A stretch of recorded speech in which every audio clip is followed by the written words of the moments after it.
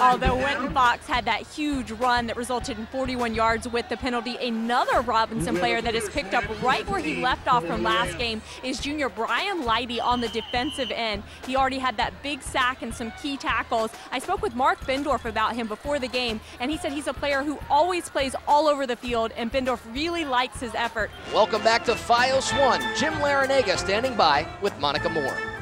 Well, Coach, congratulations, 400 wins. What does that mean to you? Well, it means I've had a lot of good players and a lot of good teams over the years. And I just told Fallon Campbell he's probably responsible for about half of them, he and Will Thomas. Now, you lost to Delaware earlier in the season. You avenged that loss. How important was that to your team to get this win tonight? Well, that was important. And then lastly, I want to talk about a team that is not in our rankings this week, but is certainly a team that I think you should keep your eyes on in the Northern region, and that is Lindsey Welch's Herndon Hornets. They're a team that their record doesn't really reflect how well they're playing. They played Westfield last week, only lost by 2 goals, and during the second half of that game, they outscored Westfield 6-4.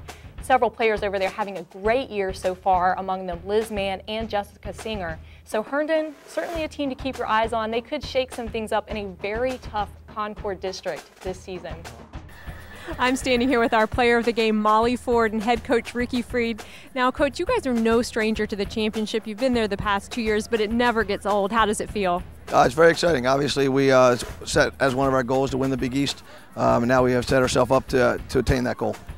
You scored, I think, 21 goals against a very strong Louisville team. Can you talk about what your offense did really well? Well, we shared the ball particularly well.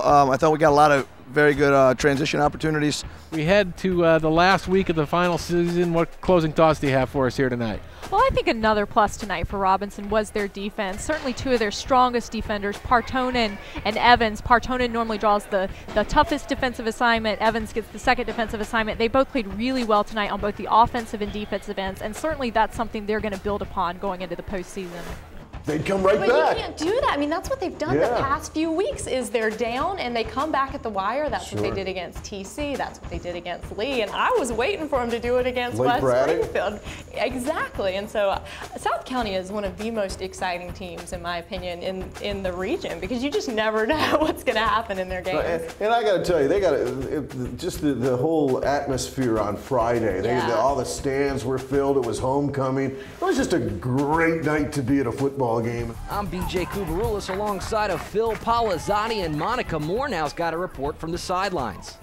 When I spoke with Lake Braddock coach Price before the game, he said that during practice this week, his team had worked on a lot of different defenses to try to disrupt this high-octane West Springfield team. He said they've worked on some zone and some isolations, and his staff has tried to prepare his team to really take West Springfield out of their game. West Springfield scored 4 quick goals during the first quarter, so it's going to be interesting to see what types of defensive adjustments Coach Price has made. Thanks, guys. Back to you.